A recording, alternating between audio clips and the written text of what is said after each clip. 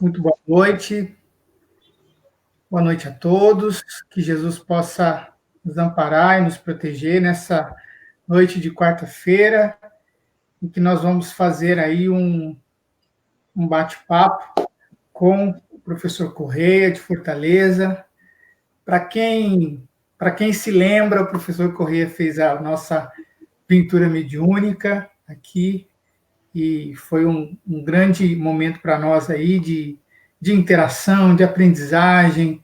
Correia, eu quero te agradecer por estar aqui, por mais uma vez me dar a oportunidade de falar contigo e falar com os nossos amigos aí que estão acompanhando a gente.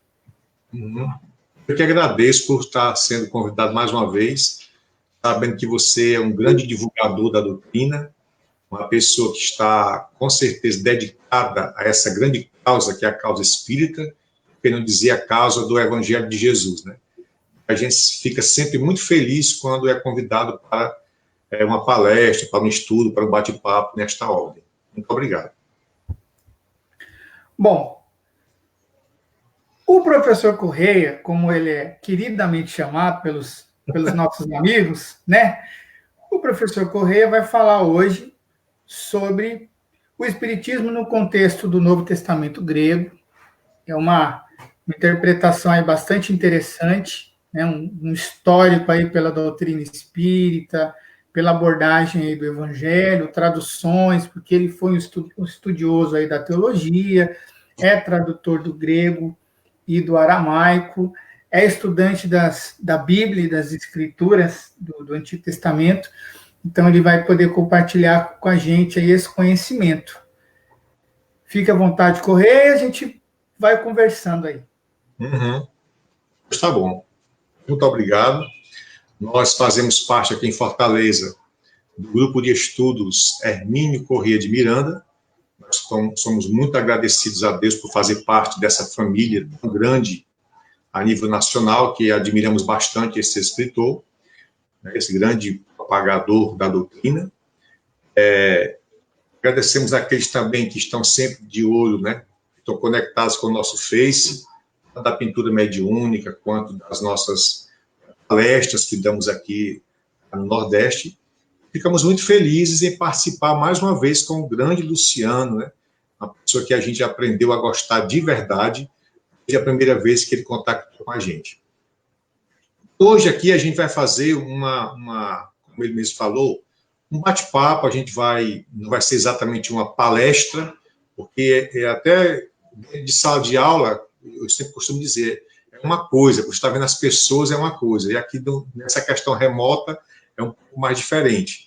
Mas a gente vai tentar fazer uma coisa interessante para a gente poder entender um pouco dessa contextualização do Espiritismo no Novo Testamento. Para muitas pessoas, isso é um tabu. Para outras pessoas, isso não existe. Para outro tipo, né, de pensador ou de filósofo, são coisas absolutamente antagônicas, e eu vou provar por A mais B que isso não é verdade. O Espiritismo, a fenomenologia espírita, a epistemologia da filosofia espírita está presente, sim, nos 27 livros do Novo Testamento, na composição do Novo Testamento em si. Para a gente começar falando um pouco a respeito da reencarnação, uma das propostas mais fidedignas da doutrina espírita em relação à vida humana, né, a esse grande pressuposto básico da vida eterna, que foi propagada por Jesus Cristo, nosso Senhor. A gente vai usar aqui de alguns termos, de algumas passagens escriturárias relacionadas com a questão reencarnatória. O Livro dos Espíritos, na segunda parte, capítulo 4, na questão 171, vai nos dizer que a doutrina da reencarnação é a única que corresponde, isso os bons espíritos falando, à ideia que formamos da justiça de Deus para com os homens. É a única que corresponde a essa ideia real da proposta divina de uma salvação. Porque a salvação que a teologia nos ensinou, nós como fomos estudantes de teologia, a salvação é apenas para aquele grupo de pessoas que, segundo Keynes, abraçam a causa de Jesus, né? Uma salvação meio que imediatista. Eu estou agora sendo transformado pelo poder do Espírito Santo, como diz a igreja, e agora eu passo por uma novidade de vida, recebo a salvação que foi anunciado no pelourinho da graça, no momento da morte crucial de Jesus. Mas, na verdade, essa salvação ela é contínua, ela não é imediatista. A doutrina espírita vai nos falar de forma categórica e muito racional, por sinal. E essa é uma ideia da justiça de Deus, o processo reencarnatório, que está presente, portanto, na justiça de Deus. As vestes sacrossantas do Criador do Universo, que na religião judaica nós chamamos de Ulim, está simplesmente revestida dessa justiça plena a partir do processo reencarnatório. Porque sem esse processo, ficaria difícil o nosso entendimento a respeito da misericórdia atrelada à justiça divina. Então quer dizer, né, só para quem está acompanhando a gente entender essa primeira abordagem sua, a reencarnação não é um pensamento só do Espiritismo e permeia toda a história, porque você está falando da Bíblia, né? Então não é uma invenção nossa, não é uma crendice de algumas religiões, mas ela esteve, está gravada na história da Bíblia até, né? Com certeza. Vamos já palmilhar por entre esses versículos da Bíblia aí. O grande apóstolo do espiritismo francês, Léon Denis, na sua grande obra, O Problema do Ser, do Destino e da Dor, diz que a reencarnação é a única forma racional, essa palavra ratio, no latim a questão da racionalidade, era muito pregada pelo apóstolo Paulo, pelo Shaul Ben Hillel, o apóstolo Paulo. Ele falou que o nosso culto a Deus tem que ser racional. E onde ele vai dizer que essa reencarnação é a única forma racional, porque se pode admitir a reparação das faltas cometidas e a evolução gradual dos seres. Então, Leon Denis, como grande propagador da fé evangélica espírita, vai dizer que sim, essa propagação da questão da nossa racionalidade enquanto seres pensantes faz muito sentido, porque o nosso culto a Deus, como acabei de falar, o apóstolo Paulo disse que tinha que ser um culto racional. O livro Lampadário Espírita, que foi psicografado, né, e o Espírito Joana de Ângeles, pela FEB 2005, vai nos dizer que a reencarnação significa precioso ensejo subliminar e superar, registrando como bênção nos refolhos da alma e as experiências da libertação do imediatismo e da extravagância que nós, seres humanos, estamos acostumados a fazer. Então, perceba que é algo precioso diante de Deus essa questão reencarnatória. Sem ela, nós não teríamos a oportunidade de nos melhorar, de nos adiantar de forma moral e, consequentemente, de forma espiritual.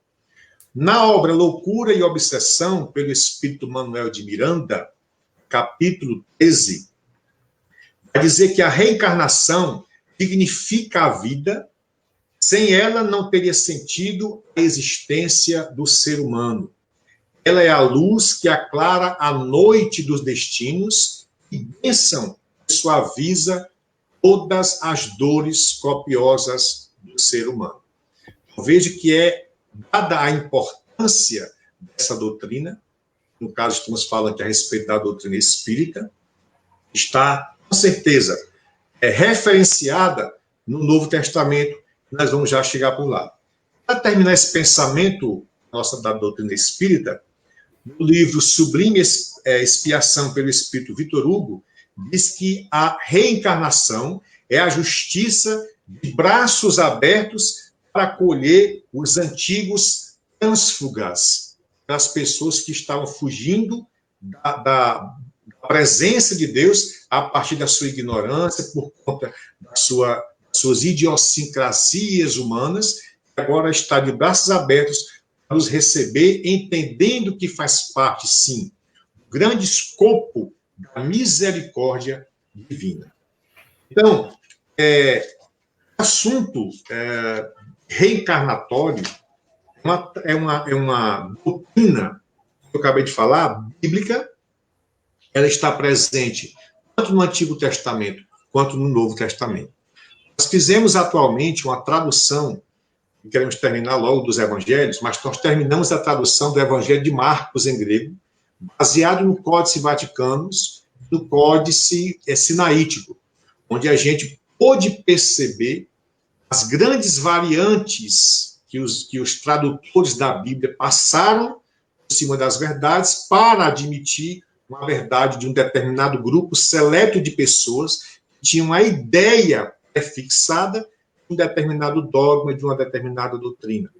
Passaram por cima disso, obscurecendo a mente de muitas pessoas diante de fatos contumazes, neotestamentários, que provam categoricamente não só a questão reencarnatória, mas muito mais os fenômenos de ordem mediúnica que foram tão agredidos por conta de falácias da igreja desde os primeiros séculos até agora.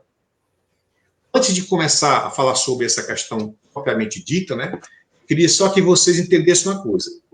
Durante muitos anos, a igreja passou até o último concílio, que foi o Concílio Vaticano II, em 1965, 21 concílios. Pasmem os senhores e as senhoras. Durante esses 21 concílios, desde o concílio de Jânia, em 117, 118 mais ou menos, que começou mais ou menos no mês de março, até o segundo concílio vaticano, em 1965, a igreja passou por um momento difícil de aceitabilidade a respeito de muitas doutrinas que envolviam a fé do povo da igreja primitiva. A igreja apenas aceitou aquelas que, dentro do seu bojo filosófico, dentro daquilo que eles acreditavam, dentro da sua convicção, daquela sinonimia teológica, apenas isso. Aquilo que eles não acreditavam, que eles não aceitavam, eles puseram de lado.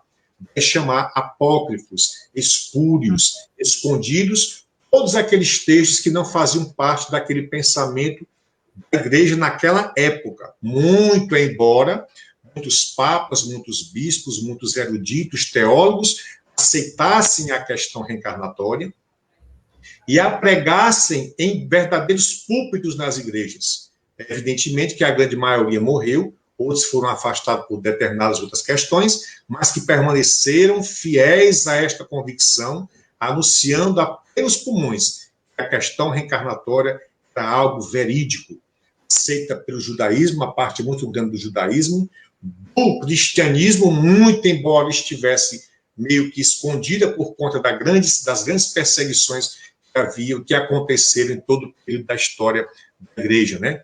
A própria patrística, né, que é a história dos pais da igreja, fala muito bem disso. Desde Orígenes, passando por Tertuliano, até chegar aos últimos pais da igreja, tanto os pais gregos como os pais romanos, né, digamos assim. Então, por exemplo, alguns episódios que nos levam a entender. No século XIII, por exemplo, nós tivemos 3 grandes momentos em que a Bíblia passou por uma determinada agonia, digamos assim, literária, porque muitos mandaram matar aqueles que estivessem traduzindo de forma que a igreja não aceitava, ou que estivessem propagando determinados conceitos ou doutrinas que tivessem de acordo com a questão reencarnatória. Em 1215, o Papa Inocêncio III emitiu uma lei ordenando, e eu vou ler ipsiliteris como ele pediu. Isso em 1215, nos primeiros meses de 1215. O Papa Inocêncio falou: devem ser presos para interrogatório e julgamento quem estiver envolvido na tradução dos volumes sacros ou que mantém reuniões secretas ou que pegue sem autorização das autoridades superiores algo parecido com reencarnação. Tá? No outro concílio, um determinado concílio que a gente chama de Concílio de Toulouse, que aconteceu em 1229, a igreja, de forma geral, proibiu a leitura da Bíblia. E qualquer que fosse a tradução que envolvesse um determinado dogmatismo que não tivesse de acordo com o pensamento eclesiástico da época, era rechaçado, amaldiçoado e tornado como espúrio a todos, porque até então a igreja que formatizava a palavra de Deus, ela dava a última palavra em relação à questão teológica. Então, o Concílio de Toulouse, que proibiu, a gente vê isso no segundo livro de História Eclesiástica, página 213. Tem um outro concílio, que é o Concílio de Tarragona. O Concílio de Tarragona também aconteceu no século XIII, para ser mais preciso, em 1234. O que foi que ele ordenou? Todas as versões da Bíblia devem ser queimadas, literalmente queimadas. Então, fizeram grandes fogueiras de perseguição contra as traduções da Bíblia, porque a igreja achou que estava se desvinculando dos propósitos doutrinários de então. Toda e qualquer doutrina, não somente a questão reencarnatória, mas como a de Teodiceia, a questão que envolvia dizendo que Jesus não era Deus, era só um homem, que depois surgiu o bionismo, né? E outras mais tendências doutrinárias que a igreja não aceitava.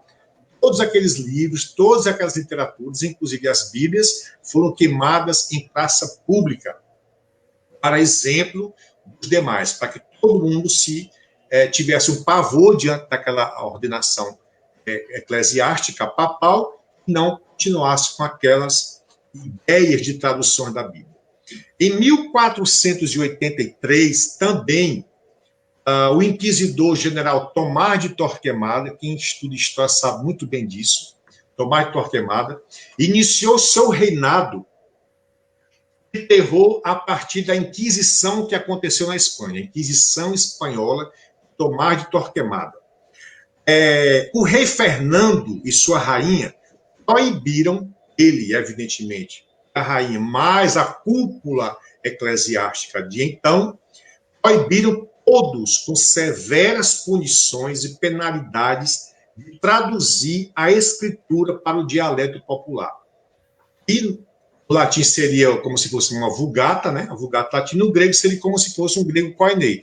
Proibiu por quê? Porque sabia que se fizesse uma tradução a nível intelectual do povo, as pessoas começariam a se indagar sobre determinados pensamentos acrônicos, diacrônicos, assuntos que até então estavam dentro das suas especulações e indagações interiores, e a igreja iria passar por maus bocados, porque as pessoas iriam, como eu fazia como pequenininho, padre, por que isso não pode ser isso?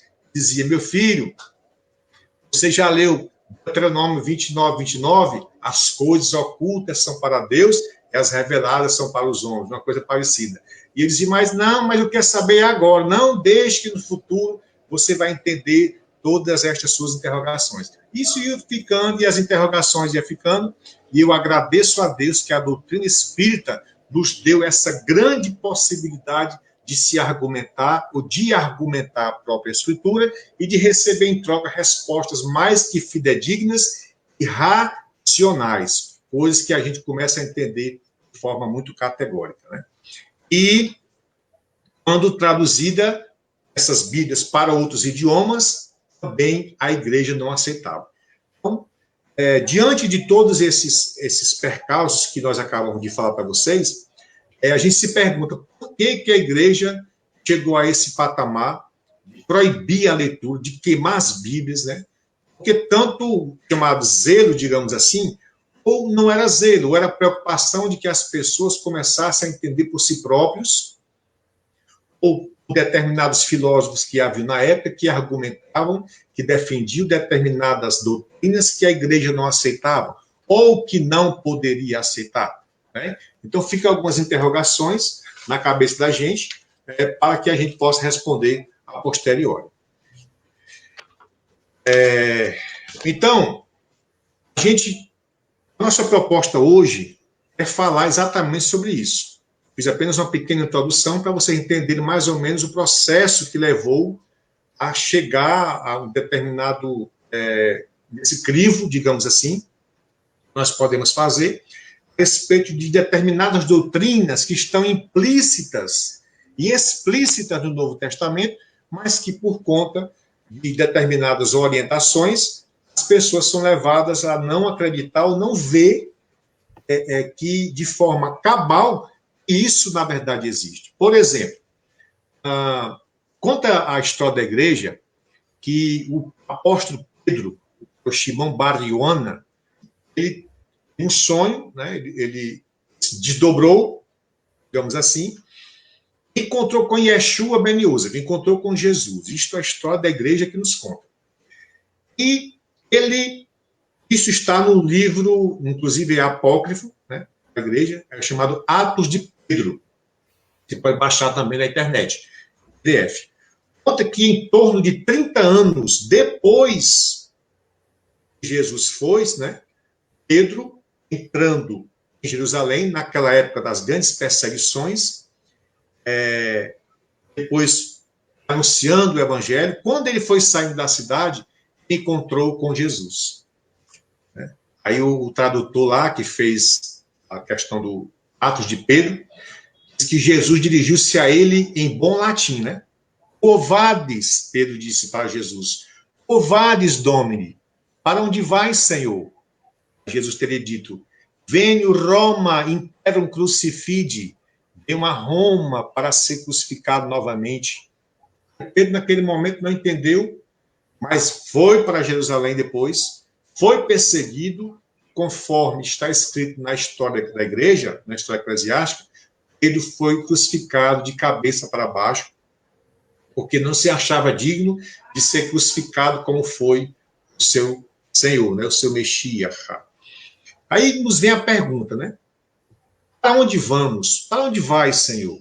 De onde vem? De onde viemos? Para onde vamos, né? Esses são questionamentos que estão presentes no mais intrínseco da alma do ser humano.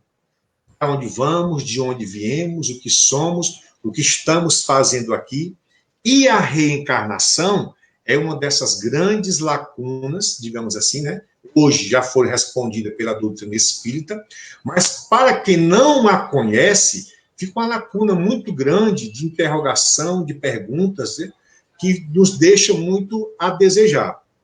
A reencarnação, o nascer de novo, a metempsicose, o voltar à vida, inclusive para a igreja, de forma geral, para a igreja a questão do nascer de novo é você mudar de vida.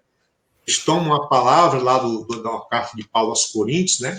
Diz que aquele que está em Cristo, nova criatura é. Aí eles acham que o nascer de novo você mudar de vida, é você deixar de mentir, é você deixar de roubar, aquela vida transitória errada que você tinha de forma pelúria, muito voltada para as coisas da terra, se abandonar e viver uma vida casta, né? Uma vida santa, esse seria assim nascer de novo. Mas eu vou provar para vocês que o texto grego que aparece, né? Foi a maioria dos livros do Novo Testamento foram traduzidos do grego, a não ser o livro do Evangelho de Mateus, Bechorá Matiahu, o Evangelho de Mateus em hebraico, e os demais foram em grego. Mas vou provar de forma no grego, tanto no latim quanto no hebraico, que sim, essa questão reencarnatória está inserida em todos os 27 livros do Novo Testamento. Ora, se a gente pegar, por exemplo, os 1.189 capítulos da Bíblia, os 31.173 versículos da Bíblia, na versão de João Ferreira de Almeida, de 1986, eu contei 773.797 palavras. Quando eu escrevi meu primeiro livro, em 2008, já tinha lido a Bíblia mais de 80 vezes, né? A espiritualidade, como diz aqui no Ceará, botou foi quente, você tem que estudar, você tem que se preparar, porque você vai passar por sabatinas, as pessoas vão perguntar e você tem que estudar. Então, contei letras, contei verbos, preposições, conjunções, tudo que você possa imaginar, fui conferindo com o grego, com o hebraico, com o aramaico e com o latim, principalmente. O cópita, eu me identifiquei um pouco a respeito do Evangelho de João, mas isso a gente pode ficar para depois. O que acontece é que, por exemplo, essas questões hermenêuticas, essas questões de ordem interpretativas da Bíblia, passam por um crivo muito grande de determinados escritores, de determinados tradutores. Eu ainda hoje não entendo porque, por exemplo, a versão João Ferreira de Almeida, que foi feita, né, ele não conseguiu terminar, ele morreu quando estava traduzindo o livro do profeta Ezequiel. Os seus amigos teólogos continuaram. Nós temos João Ferreira de Almeida, revista e corrigida, revista e atualizada, de acordo com os melhores textos em grego e hebraico. Então, tem a corrigida da corrigida, porque todos os anos lançam-se Bíblias novas, mas eles mudam apenas um pequeno detalhe, uma preposição, um artigo, um verbo, e fazem uma outra Bíblia. Ou seja, de um erro, eles multiplicam de forma exponencial outros erros ainda. Quem não tiver um critério muito afeiçoado com esses idiomas, não tiver um pouco de curiosidade de entender realmente esse processo de origens hermenêutica, vai ficar longe de se entender um pouco da questão textual do Novo Testamento. E eu me preocupo com essa questão. Sim. Isso eu estudo bastante. É interessante isso que você fala das traduções, porque o Hermínio Corrêa de Miranda, no livro Cristianismo, a Mensagem Esquecida, que você conhece, né? Eu gosto muito desse livro. Eu aqui. Ele fala que a figura de Jesus, né? A figura de Jesus ele comparou a um quadro que vai sendo repintado, né? E quando você olha é só um borrão. Então, quando você vai estudar o cristianismo e Jesus, a gente está estudando, quando a gente pega a última da tradução e não entende nada, né, não estuda, não se aprofunda, a gente tá lendo o borrão do borrão do borrão de uma obra perfeita, mas que a gente não tem o acesso real, né, e o conhecimento real daquilo que foi produzido. Né? Exato. Eu vou só dar só uns 10 segundos. Esse aqui é o Novo Testamento grego. Tem vários, né? Tem várias fontes. E ele é um dos que eu uso para fazer minhas traduções, né? Tenho em casa aqui, que poucas pessoas têm, uma cópia do Novo Testamento do Códice Vaticano II, que faz parte da Livraria do Vaticano, é o chamado Códice 1209, na prateleira 1209. Todo em grego, é um dos primeiros que foram traduzidos, né? Então, eu pego esse Novo Testamento, começo a traduzir sem nenhum tipo de orientação teológica, do jeito que está lá, que é a tradução que eu fiz do Evangelho de Marcos. Esse literis, sem ter nenhum tipo de argumentação religiosa, nem coisa nenhuma, nem minha mesmo. Do jeito que estava lá, eu traduzi. Espero muito em breve, com a ajuda do nosso irmão Eduardo Lima, que ele vai fazer o prefácio desse meu livro. Logo, logo vai estar nas mãos dele, e eu quero que esteja também nas mãos de vocês. Então, dentro da questão da imortalidade da alma, se a gente for fazer um texto, né, se a gente fosse tecer um determinado esboço, lá da antiguidade até agora, de passar ali pela filosofia, pela história, pelos pitagóricos, né, os pós-pitagóricos, os platônicos, e todos eles falariam a mesma coisa a respeito da reencarnação. Sim, ela existe, sim, ela é verídica. O grande historiador Heródoto, da história, né, diz que conhecia maiores detalhes a respeito da reencarnação, da chama de metempsicose, sobre esse assunto, dizia ele nas suas cartas, nos seus ensaios, né? Na Grécia Antiga, também essa questão reencarnatória já existia. Só que, voltando um pouquinho para o Heródoto, ele acreditava muito na reencarnação, mas não admitia a questão da metempsicose. E como o Espiritismo também acredita assim. Porque a metempsicose seria uma volta tanto ao mundo animal como ao mundo vegetal. O Heródoto não aceitava isso. Sim, aceitava que nós poderíamos passar por um processo reencarnatório, voltaríamos como seres humanos, porque não poderíamos regredir. Estamos apenas aqui para evoluir. Então, isso vai bater exatamente com a doutrina, vai casar com a doutrina espírita. O grande Plutarco, sacerdote de Apolo, em Delfos, dizia que as pessoas transmigravam de vidas em vidas, até se achar um porto seguro dentro da sua evolução. Veja que não é coisa só dos cristãos. Né? Acreditavam nos espíritos superiores, que seriam os espíritos que chamavam de gênios, e retornavam quando cometiam algum erro, más influências com os homens. Essa questão é evidente que não tinha esse nome, reencarnação, como no judaísmo também não tem essa palavra, daqui a pouco eu chego lá. O próprio Cícero, grande orador romano, passou a acreditar na reencarnação e pegava a vida após a vida, né, a vida após a morte. Estava relacionado, dizia ele, a minha vida anterior está relacionada com a minha vida atual e a minha vida atual vai estar relacionada com minhas vidas sucessivas, acreditando também essa questão reencarnatória. Segundo a história conta, Diodoro de Cilício, o Círculo, tanto faz, Pitágoras se lembrava de vidas anteriores. Veja que o grande Pitágoras, do qual eu sou fã, um matemático, né? Acreditava que tinha sido um camarada chamado Euforbo, para fugir da tradução verdadeira do que ele escreveu. Filho de Panto, ele era filho de Panto nessa reencarnação, que foi morto por Menelau na famosa Guerra de Troia. Então ele lembrava de detalhes a respeito de suas vidas anteriores.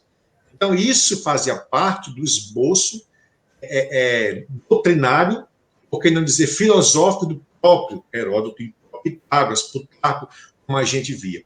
Como eu falei anteriormente, a patrística, ou a história dos pais da igreja, está recheado de exemplos desses pais da igreja que passavam por essa experiência da questão reencarnatória. Orígenes, que por conta de uma idiosincrasia, de uma loucura na cabeça dele, foi aquele pai da igreja que chegou a se castrar, que achava que o pecado era coisa do demônio, né? Coisa do mal, que estava na cabeça do homem, então ele castrou-se. Mas, por outro lado, né, depois que ele realmente entendeu-se como pessoa, ele foi um dos grandes exegetas dessa questão reencarnatória. Ele influenciou muito a questão da teologia cristã, de maneira a aceitar e pegar pelos pulmões a ideia da reencarnação dos púlpitos eclesiásticos. Aí você vê isso no artigo sobre o Concílio de Constantinopla, do escritor Vivaldo Araújo, certo? Grande também, Gregório de Nissa, muito conhecido na história da igreja, bispo cristão do século IV, estamos passando para o século IV, e chegou a dizer o seguinte, ele pregava o platonismo, tá? De Gregório de Nissa, e trabalhava o chamado despertar da mentalidade medieval, da obra dele, chamada Grande Catequese também, no chamado um diálogo com Macrina. Esse diálogo é sobre a alma e a imortalidade da alma. E Gregório de Nissa vai falar a respeito da reencarnação, dessa mesma proposta, que a alma possui uma imortalidade, e vai casar também com a doutrina espírita, que diz que a alma é o espírito encarnado. Né? A alma é o espírito encarnado. Batia com as ideias teológicas de Gregório de Nissa. Existem provas contumazes, provas mais do que verídicas a respeito da questão reencarnatória em todo o esboço da história da igreja. A história, a coleção de histórias de Martin Buber sobre a vida de Baal Shem Tov, fala muito sobre a questão reencarnatória também, já dentro do judaísmo. E, por falar em judaísmo, essa questão reencarnatória faz parte, sim, da doutrina judaica também, certo? No misticismo judaico, começando com a importante fonte da Kabbalah, foi uma grande revelação de Deus para a humanidade, segundo os rabinos, né? A gente entende isso. No livro de Zohar, sabemos também que existe isso. Inclusive, uma das grandes orações que tem até aqui no livro das orações judeus, diz que antes de começar a oração, eles começam assim, na verdade, Senhor, perdoa-nos agora. dos erros que nós tivemos cometidos nessa vida ou nas anteriores. Então, se isso é prática dentro do judaísmo, acreditamos piamente que eles entendem essa questão reencarnatória com certeza. Zohar diz... Opa! É muito interessante também, tudo que você está falando é interessante, então quando eu falo que é interessante, eu estou sendo quase que redundante, porque faz todo sentido. Dentro da Ordem Rosa Cruz, que é uma sociedade discreta, né, que ela é mística e filosófica, existe um grupo, que são os martinistas. Kardec fala dos martinistas, de um outro grupo de martinistas que surgiram na França na época dele, e os martinistas, que é um grupo fechado dentro da Ordem Rosa Cruz, eles trabalham com o pensamento do cristianismo e do judaísmo, com várias referências judaico-cristãs, e a Cabala também, como referência. E essa exata mesma visão de reencarnação. Então, eu estou trazendo esse aporte porque isso também não é uma leitura só de um estudioso, né, da teologia, ou de um espírita que conhece com profundidade a Bíblia. Isso também faz parte de outras filosofias que enxergam isso. Então, essa visão da reencarnação ela é muito ampla, né, e ela é muito rica. E muitos outros grupos também estudam com profundidade a reencarnação, porque é um fato, né, não tem como... É muito importante. Se fosse atrelado somente ao pensamento do espírita, ficava um pouco meio desconfiado, né? Mas a gente percebe que existem, como não existe uma única verdade, uma verdade plena, né? Nós estamos procurando nos adequar e procurando mesmo, como quem procura uma agulha assim, as verdades para que a gente possa se abalizar e crescer espiritualmente. Como eu estava falando no livro de Zohar, é o seguinte: se a pessoa neste mundo, não muito bem sucedida, o Eterno, aí continua, bendito seja, o replanta novamente, dentro de uma outra estrutura, mas com a mesma personalidade, com a mesma característica, diversas vezes. Isso é o livro de Zohar que diz. Zohar 186.b. Para se referenciar bem direitinho, né? Barri, também, que foi atribuído ao grande sábio do primeiro século, Nehinyahu Berhankana, usava a reencarnação para discutir nos púlpitos a respeito da Teodiceia. Perguntar por que coisas más acontecem às pessoas boas e coisas boas acontecem às pessoas más. Então, ele chamava as pessoas para si e começava a debater sobre esses assuntos também correlacionados, atribuídos também de forma categórica às explicações muito sábias dos bons espíritos, por exemplo, no livro dos Espíritos, no Evangelho segundo o Espiritismo e tudo mais. Existe uma palavrinha da doutrina judaica, que é o chamado Shar-Hagigulim, ou seja, os portões da reencarnação, ou Shaim, o vital. É um livro devotado exclusivamente a este assunto da reencarnação. Repetir, Shar-Hagigulim. Se quiser pesquisar, pesquise dentro da doutrina judaica. É um livro não muito espesso, mas que vai trazer à tona essa mesma ideia. Veja que não é uma ideia só de Kardec, não é uma ideia só da doutrina espírita, é uma ideia de forma universal. Desde que o homem se entende como partícipe da sua própria história, existe essa ideia da reencarnação. Agora vamos voltar aqui para o livro de Gênesis, porque o negócio aqui está pegando, já são 20 e 40. Passa muito rápido. O livro de Gênesis, no capítulo 1, versículo 1, na língua portuguesa diz: no princípio criou Deus os céus e a terra, né? Aí no hebraico vai dizer Bereshit bara Elohim bara haaretz. E esse princípio que a Bíblia na língua portuguesa não consegue identificar, não consegue uma palavra correta para definir. Mais na frente ele vai dizer, no capítulo 2, versículo 7, o seguinte, no português: do pó da terra formou o Senhor, o Adonai, né? ao homem. Aí no hebraico diz assim, Vaitzer Adonai Elohim et Ha'adam. Continua. E soprou-lhes nas narinas o fôlego de vida, no português. E soprou-lhes nas narinas o fôlego de vida. Já no hebraico, vai dizer o seguinte, Ayur Nishmat Shai Vayechradam Leneshishaya, ou seja, soprou-lhes nas narinas o fôlego de vidas. Está no plural, explícito, no Bereshit, o primeiro livro da Bíblia que foi escrito por Moshe, por Moisés, né? Então, começando lá do Gênesis, o finalzinho lá no Apocalipse, nós temos todas essas ideias já existentes da questão reencarnatória na Bíblia, mas é evidentemente que para o português foi trocado, foi mudado muita coisa em todo esse período da história da igreja, do primeiro século até aqui. Então, e é tão interessante, desculpa, é tão interessante essa questão do Gênesis, porque tem o Santo Agostinho escreveu o Gênesis, né?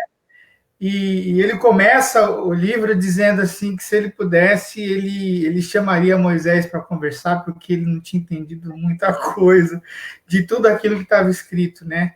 E aí as traduções vieram ainda trazendo interpretações diferentes, né? Muitas, né?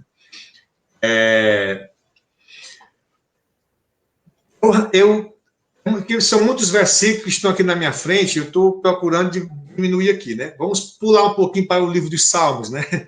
O livro dos Salmos chama-se Terrilim, no hebraico. Eu vou colocar só um capítulo aqui para vocês. Vou nem entrar no Salmo 23, que é um dos mais conhecidos.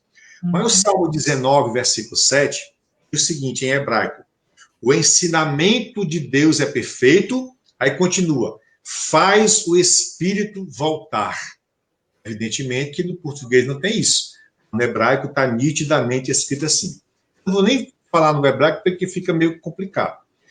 Já no capítulo 23, versículos 1 e 3, diz Adonai, lá ele usa o pentagrama do nome de Deus, né? São 4 letras do hebraico, Yod, He, Vav, He. Aí chama-se apenas Adonai, ou para alguns judeus como os ortodoxos, vão chamar de Ulim. Né? Vai dizer, então Adonai, meu pastor, nunca me faltará. Até é um erro, né? Na Bíblia portuguesa diz, o Senhor é o meu pastor e nada me faltará. No hebraico diz o seguinte, Adonai roi lo irasa. O Senhor, meu pastor, nunca me faltará. Então, quem nunca vai me faltar é o Senhor e não as coisas. Veja que só por aí já dá para você entender mais ou menos como é que está encaminhado o versículo lá, no capítulo 23 do livro dos Salmos. Aí continua. Fará meu espírito retornar e me guiará pelo caminho dos justos. Olha só a diferença, isso no hebraico. Então, a gente pode analisar, por exemplo, o Evangelho de Mateus, capítulo 11, versículo 14, o Evangelho de João, capítulo 3, que a gente vai já entrar lá, versículo 5, e dentro da Sefer HaTorá, ou Sefer HaZorá, melhor dizendo, existe também essa mesma significação do Salmo 23. Os rabinos aceitam essa mesma sinonimia.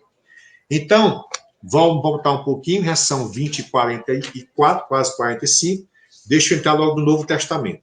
Então, para não ser redundante demais, vamos entrar agora nos evangelhos sinóticos. Os evangelhos sinóticos são Mateus, Marcos e Lucas. O evangelho de João não é dito como sinótico, porque ele é um que é muito diferente dos demais.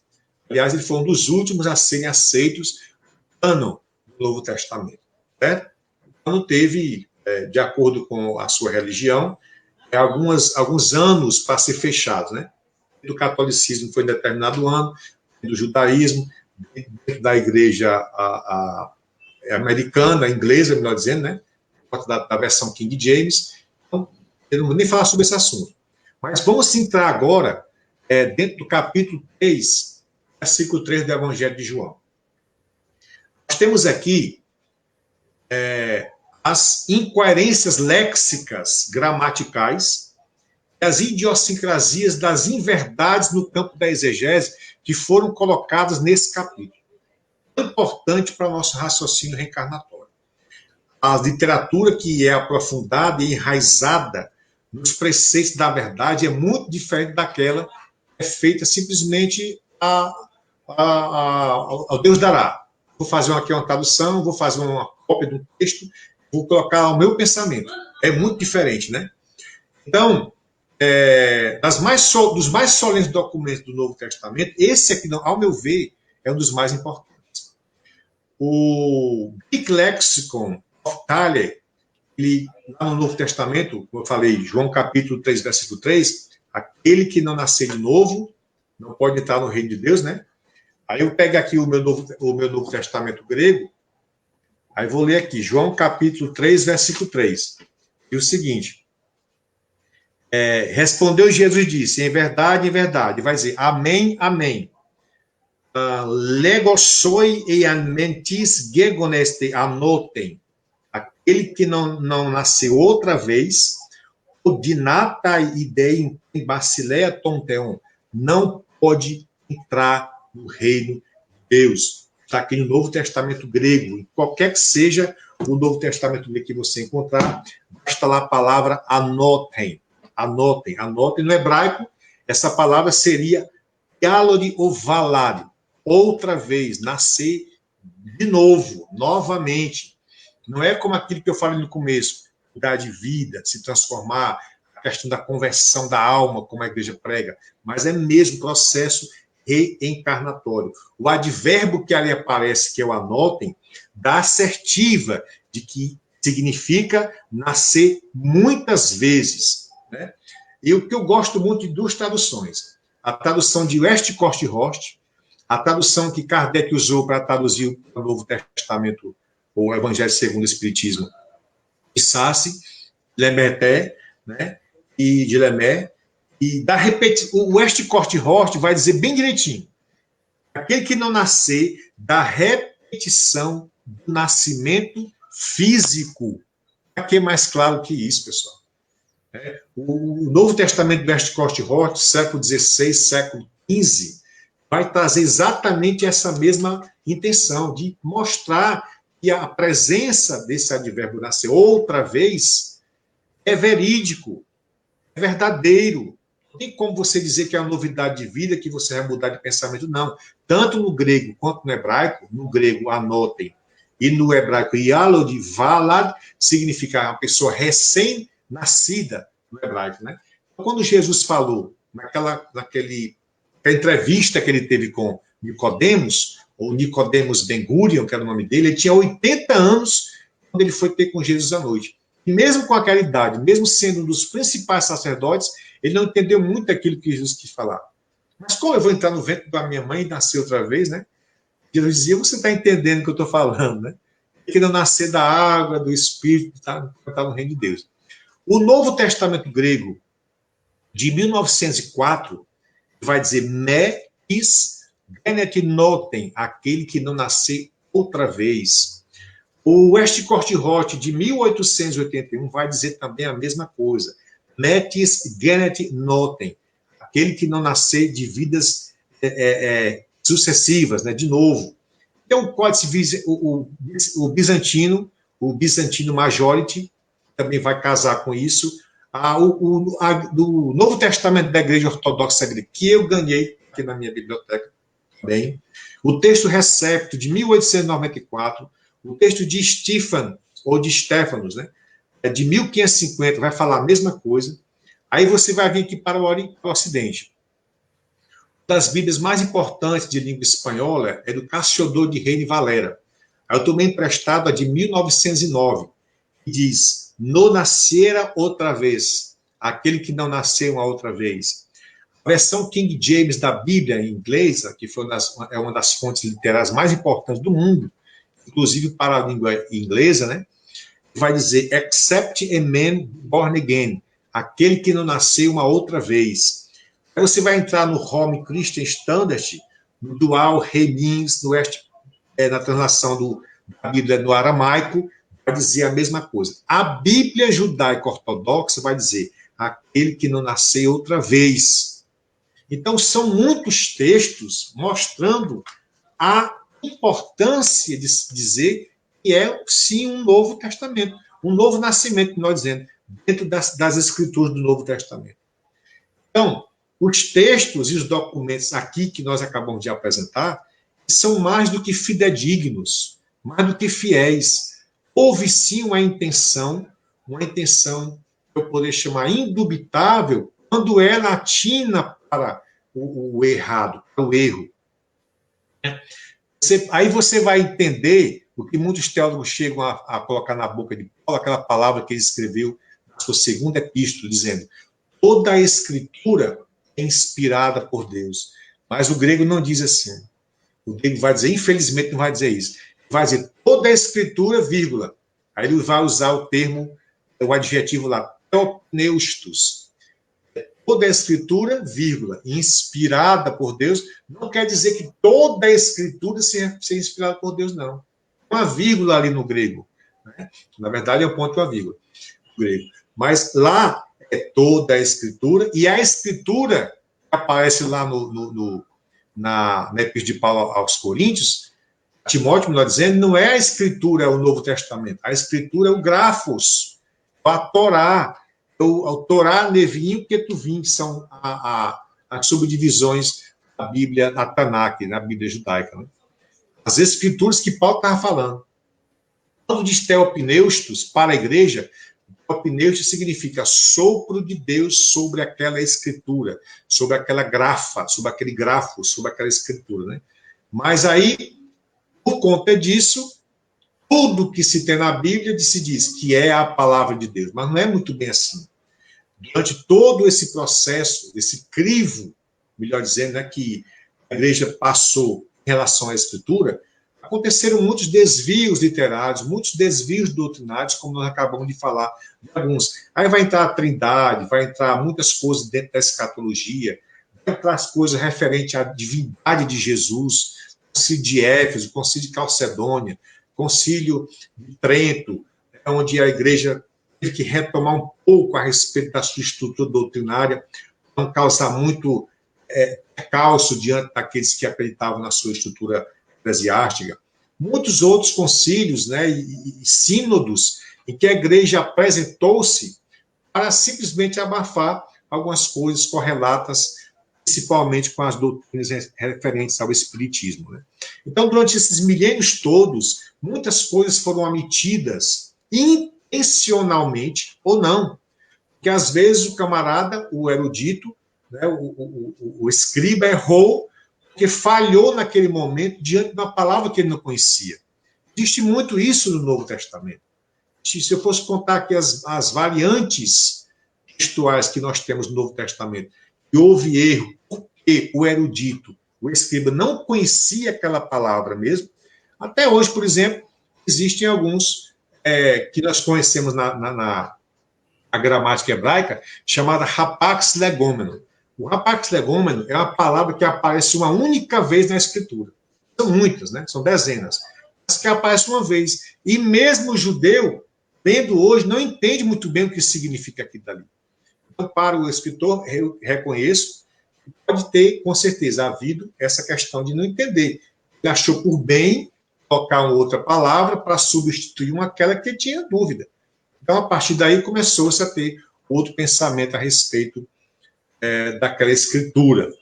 Então, durante todos esses séculos, passou esses milênios, né, passaram-se, mas se foi tão notório para esses escritores, como nós acabamos de ver aqui, que a questão reencarnatória é verdadeira, por que foi escondido? Né? Aí eu queria, para não dar mais tempo, mas eu poderia depois entrar no segundo concílio de Constantinopla, para falar do que aconteceu no século VI, para falarmos a respeito da grande dificuldade que a palavra reencarnação, ou a sua sinonimia, encontrou para ficar no Novo Testamento. Quais foram os responsáveis por tirá-la da Escritura do Novo Testamento? Se Paulo já falou sobre isso em Tito, se Paulo já falou isso em Atos, né? Se Paulo conversou com Jesus, Se Paulo recebeu a visita de espíritos, né? Se Pedro recebeu a visita de um espírito na prisão, abriu, inclusive, as portas da cadeia. Se Paulo conversou com Jesus a caminho de Damasco, e se tivemos a visita de Moisés e Elias no Monte Tabor, conversando com Jesus e com os discípulos. Então, são muitas as passagens do Novo Testamento que falam a respeito dos fenômenos mediúnicos que lá estão presentes e que muitas pessoas tendem a não aceitar de forma correta, ou então mudar o pensamento, mudar essa questão de vez, né, mostrando para as pessoas que isso não existe. Isso aconteceu comigo quando eu era muito pequenininho, né? Quando eu perguntava aos pais o que acontecia, não, isso aqui você só vai entender futuramente. E esse futuro aconteceu. Eu conheci a doutrina espírita e comecei a entender, quando, na verdade, antes não tinha ninguém para me responder estas indagações, certo? Então, alguma pergunta, Luciano? Porque nós temos aí 5 minutos, 6, 4. Se alguém quiser fazer alguma pergunta, pode mandar aqui que... Deixa eu só explicar. Eu não consigo ler o que eu estou vendo aqui, mas eu consigo olhar no meu celular. Então, quem quiser mandar uma pergunta, eu estou olhando aqui no celular. Enquanto isso, eu queria fazer um comentário. Opa! Nesse momento, Correia, que a gente vê que o Espiritismo ele é ciência. E o Espiritismo é ciência quando a gente investiga, que é o que você mostrou aí, um trabalho de investigação, de análise profunda, para que você possa, através desse método dedutivo daquilo que está lá na Bíblia em grego, o que está lá em latim, em hebraico, em todas as outras traduções, chegar aí a uma conclusão. Então, é aí que a gente vê que o Espiritismo ele também é ciência. E traz um ensinamento moral. Então, nós precisamos ter um entendimento de que quando a gente, na casa espírita, lê o Evangelho, nós não devemos, nós espíritas, tá? Eu tenho alguns convidados daqui para frente que eles vão se aprofundar muito no estudo mais profundo ainda da doutrina, né? Nós começamos com você hoje, trazendo uma abordagem mais profunda, para a gente entender que quando a gente abre o Evangelho segundo o Espiritismo, aquilo não é como que eu vou dizer? Não é um culto evangélico que nós vamos fazer na casa espírita. Não é um louvor que nós vamos fazer a Jesus. Não é um igregismo que nós vamos fazer na casa espírita. Mas entender o porquê Kardec trouxe aquelas passagens, né? Entender por que os espíritos, nas instruções dos espíritos, fizeram aquelas colocações, por que Kardec fez aqueles comentários, qual a proposta do Evangelho, né? A proposta não é simplesmente um artigo de fé. Eu falo simplesmente, senão a gente lê, o perdão é para minha sogra. Não é pobre desse jeito. Sim. Né? O Evangelho é muito rico. E lógico que, de repente, a gente não vai conseguir, com essa profundidade sua, fazer essas interpretações. Mas existem outras obras espíritas, e até não espíritas, você citou muitas obras espíritas, e eu tenho livros aqui também que não são espíritas e falam do Evangelho, onde a gente pode fazer ter esse entendimento. E aí a gente vai ver o peso que tem esse trabalho de Paulo, né, os apóstolos, o porquê Jesus disse algumas coisas e não disse outras. Né? Então, tudo faz muito mais sentido. Né? Então, é aí que realmente o Espiritismo ele tem o seu peso, tem o seu valor. Né? O Eduardo Lima, vou mandar um abraço aqui para o nosso querido Eduardo Lima, que são os amigos que a gente vai construindo ao longo dessa jornada aí, né? Grande abraço, Eduardo. Ele falou, pode falar um pouco da mediunidade em Paulo? Aí vai um pouco longe, mas se você quiser dar uma pitadinha aí... Sim. Inclusive, o Eduardo gosta muito dessa temática, né? A mediunidade de Paulo. Nós falamos muito sobre essa questão de Paulo, o Shaul Ben Hillel. O Shaul Ben Hillel, Shaul Ben Hillel, filho de Boruch, né? Ele Se não fosse Paulo, na verdade, nós hoje não teríamos essa capacidade, digamos assim, literária, de entender muitas questões que envolviam o Cristo, a figura de Cristo, Jesus, né? Foi ele que nos deu essa capacidade de pensar, de atribuir valores que até então o judaísmo, por exemplo, não adotava na pessoa de Jesus. Foi ele que nos apresentou um Jesus ressurreto, uma capacidade de se comunicar com o homem, onde Paulo teve essa grande façanha, digamos assim, de entender, mesmo tendo todo aquele bojo, já trazia do farisaísmo, já trazia do judaísmo, já trazia aquelas fontes já conhecidas, que ele passou muitos anos, na vida toda, melhor dizendo, desde os 12 anos que ele começou a estudar com Gamaliel, uma das grandes escolas teológicas da época, ele abraçou, ele teve como uma bondade de Deus, a misericórdia, e conhecimento de outras literaturas, além das literaturas judaicas. Né?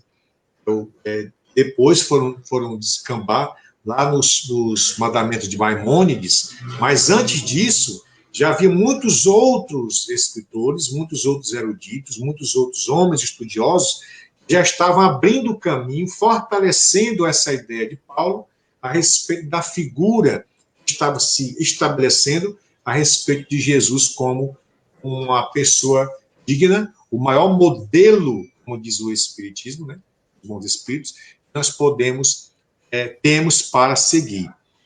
Ele tinha muita mediunidade, ele tinha uma capacidade muito grande de falar com Jesus, com os espíritos. A gente vê ele naufragando em Malta, mas antes conversando com os espíritos que vinham para ajudá-lo, né, dizendo que ele tivesse calma, que daria para acontecer, mas que ele não ia morrer. Não só ele, né, mas toda a igreja onde ele passava eram doutrinadas, orientadas por ele, porque, por exemplo, a igreja de Corinto, a igreja da Galácia, a igreja de Éfeso, eram comunidades muito doentes. Eles tinham muita mediunidade, mas não sabiam o que fazer com ela. Paulo enviava Tito, Paulo enviava Timóteo, Paulo ia pessoalmente, né? No capítulo 11 de 2 Coríntios, ele vai delinear todo o sofrimento que ele passou por conta de ter abraçado essa fé, depois do encontro que ele teve com Jesus, no capítulo 9 de Praxiston Apóstolon, capítulo 9 de Atos dos Apóstolos. Aí ele vai de novo ratificar, no capítulo 11 do mesmo livro de Atos dos Apóstolos, o seu encontro com Jesus no caminho de Damasco, que trouxe a ele uma nova perspectiva de vida. A partir daquele momento, deixou de ser aquele homem zeloso demais, capaz de mandar matar Estevão, que depois se tornaria o primeiro mártir da história do cristianismo, e passou a ser agora Paulo, pequeno, de Shaul, aquela que significa pedido através de oração, solicitado através de oração, e passou a se chamar de Paulo, pequeno. Então ele teve que passar por todo aquele constrangimento, digamos assim, na sua alma, né? De agora sim eu entendo a proposta de Jesus. Agora sim eu entendo que não é somente as questões do judaísmo, mas a questão é espiritual. Não é só literária, ela é espiritual. Se é espiritual, também é moral, e eu preciso me melhorar. Ele melhorou-se bastante, tanto é que a Bíblia diz assim, de perseguidor, ele passou a ser perseguido. Morreu na época das perseguições por Nero, né? Então, ele tinha uma capacidade intelectual, claro, que já está dentro do seu bojo evolutivo, mas também tinha uma capacidade moral e espiritual muito grande, que fez dele um dos maiores cabeças da igreja de todos os tempos, né? Se não fosse Paulo, de novo falando, não teríamos hoje essa proposta que depois continuou com Kardec, continuou com os espíritos, e hoje nós temos essa possibilidade de relaxar, digamos assim, nos debruçar e aprender a respeito dessa obra tão digna, tão perfeita, que é a doutrina espírita. Todos os dias eu agradeço a Deus por a ter encontrado. E claro que não faz parte do nosso estudo de hoje, mas a fenomenologia que aconteceu comigo é tão grande, difícil de entender, eu só fui entender a partir das páginas sagradas da doutrina espírita, que a igreja não conseguia me explicar, os padres não conseguiam entender, a família não estava preparada, digamos assim, para aquele momento, mas eu, dentro da profundidade do meu ser, entendia. Eu precisava estudar, e estudando, eu entendi realmente o que era e o que é a doutrina espírita. Muito bom. Correia, só tenho que te agradecer. Você está me devendo uma palestra sobre Paulo de Tarso, já fica aí, tá? E eu vou mandar um abraço aqui para todos, quase todos que acompanharam, bastante gente aqui, Renato Bagini, Mônica Primati, Zilda Ribeiro, Roseli Souza, Eduardo Lima, Ricardo Dantas, Felipe Ribeiro, José Augusto, Bianca, Dani, Angélica de Araújo, aqui de Londrina, Renato Padinho, já falei, Júlio César, Lúcia Cotas, Irene Batista, tem bastante gente, Reginaldo Costa Vale, agradeço a todos pela presença. Correia, muito obrigado pela sua disponibilidade. Eu aproveito esse último minuto aqui para convidá-los todos aí para as nossas próximas conversas, nos próximos 3 sábados, que vão ser mais cedo, por volta de 3 horas da tarde, que eu vou estar falando com gente da Europa, de Portugal, 2 pessoas de Portugal e uma da França. Vão ser estudos bastante interessantes, assim como o que nós tivemos hoje. Semana que vem, na próxima quarta-feira, também temos uma surpresa aí bem interessante, que eu ainda vou divulgar. Mas fica aqui a minha gratidão a todos. Muito obrigado de novo, Correia. Até breve, viu? Até breve. Eu que agradeço, né? Nós do grupo Hermínio Correia de Miranda agradecemos demais essa participação, esse convite. Estamos sempre aqui às ordens. É sempre bom falar de Jesus, é sempre bom falar da doutrina espírita. Então, a gente não pode perder nenhuma oportunidade de falar sobre essa caridade importante, né? Essa doutrina linda que nos ajuda a evoluir, a nos melhorar e a melhorar o outro também. Muito obrigado a todos que estão aqui nos assistindo até esse momento. A gente fica muito feliz. Que Jesus abençoe, que os bons espíritos nos iluminem de verdade. É isso que nós desejamos de todo o nosso coração. Muito obrigado. Até mais. Boa noite a todos. Boa noite. Muito obrigado, irmão. Tchau, tchau.